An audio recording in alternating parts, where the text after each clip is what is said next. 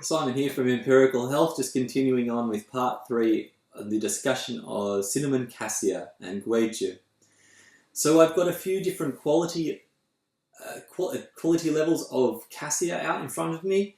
You saw this one earlier on part 2, and so this is basically a huge piece from a cinnamon tree in Vietnam, so most likely Laurieri, but it's a good example of how you can see the different sections. It's super expensive. It's not really that much good for anything because no one can afford it, and it's good in coffee to take the bitterness out of that, but mainly I just use it as a display. You know, that's really all you can do with it. So the second one is what I would consider the lowest grade of Gui Zhi, which is this one that we commonly see everywhere we go, all the images on the internet, etc., etc. So if you haven't already seen that, I'll show some photos at the end, but that's basically what it looks like. Now this product, I have to say, is probably the poorest thing that's available. So I began this with saying, what is Gui Zhi not? Yeah, so this is not Gui Zhi. I mean, this is, we think it's Gui Zhi when we order, we order Gui Zhi, we get this. But in reality, this is pretty terrible stuff.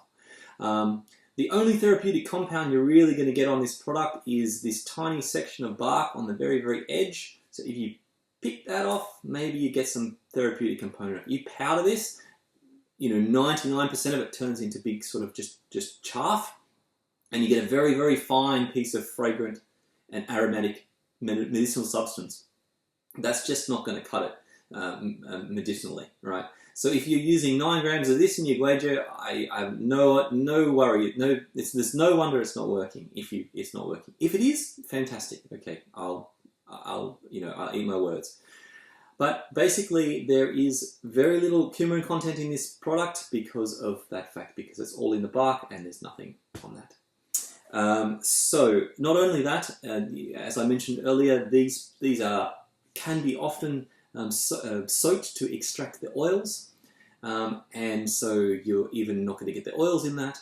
On top of that, agriculturally, it is smaller than on average, it's smaller than 1.25 centimeters in diameter, so it would otherwise be used as mulch, and I think that's probably the best use for it. So now, a different grade to that, but with the same concept of actually using the twig and using the inside of the bark, is this higher grade Gui Zhi. Now this is much more expensive. I don't know why, but it is. So it's the same thing effectively. However, it does have more bark content only because it's smaller and there's more bark per chaff ratio. But still, it does have a little bit of oils in it. It's most likely not. Maybe the only benefit is that it's not. The oils aren't extracted out of it. But at the end of the day, not that effective. And then the other one that you may be familiar with, which is another variation of cassia, which is raw Gui, which is considered, one of the things is called raw Gui. So this raw Gui or raw Gui P or something like that, or Gui P, this is just got a slight hint of toxicity in it, right? Which is not a bad thing in cassia. Cassia is quite a toxic herb, and that's why it is in combination with other things.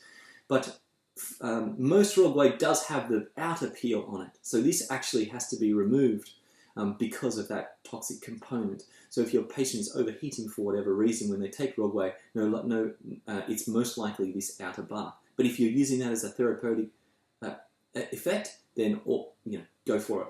But if you're using it in a Shanhanlun Jingwei concept, in my opinion, that should be removed because unless it's a formula that doesn't say remove this. Okay, so as I mentioned earlier, in the Shanhanlun, almost every formula has that is mentioned. QP is mentioned, but in the Jingwei there is a variation. Okay, so that needs to be removed. But the inner bark is beautiful, right? So it's it's 1,000 times better than these guys. And then there's a little bit of a higher grade raw Gui, which is like a quill of raw Gui. So the outer bark is actually removed. The inner stem is removed, but it's a little bit older, and so that's why it's a bit denser, and so it's lost that new fresh shoot aspect of it. even higher grade than that are these two. And so this is just two versions of the same thing. So this is typically what we use is a very fine quill. Okay, those quills are from new shoots. They're young. They're virile. They don't have the stem in the center of them. The outer bark's removed. As I mentioned, the inner bark's removed. So this is very high quality. It smells absolutely beautiful. It hasn't had the oils leached out of it. So this, in my opinion, if you're going to use Gui Zhi, this is what you should be using. This or this.